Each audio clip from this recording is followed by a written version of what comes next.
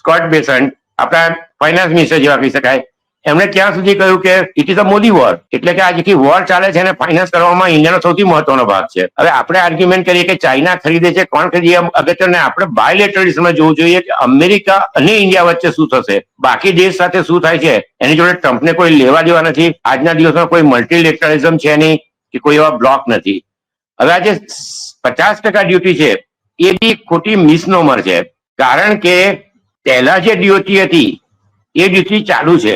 એટલે કે આપણે જોઈએ કે જેમ્સ જ્વેલરી છે તો એની ઉપર હવે 60 વત્તા જે ગાર્મેન્ટ, તો 60 વત્તા 12% પહેલાની, એટલે 62% ડ્યુટી લાગશે. જેમ્સ જ્વેલરીમાં છે તેમાં 2.4% પહેલાથી એ આમાં એડ થશે.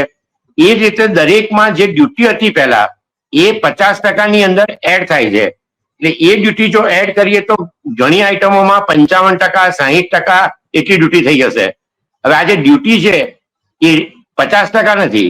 બીજી વસ્તુ એ છે કે આપણે જે નેગોશિએશન કર્યા તો આપણે એ લોકોને પહેલા તો ટેસ્લા ના આવવા દીધું, હાર્લે ડેવિડસન પર આપણે ઘટાડી, પણ સૌથી અગત્યની વસ્તુ એ છે કે જે લાલ કિલ્લા પરથી કહ્યું હતું કે હું દિવાલની જેમ ઉભો રહીશ ખેડૂતો માટે, અને એ જે છે કે આઈ વિલ સેક્રિફાઈસ. હવે બહુ જ અગત્યની જાહેરાત એ છે કે ડિસેમ્બર સુધી કોટન ઉપર જે 11% ડ્યુટી હતી એ ખસેડી કાઢી છે.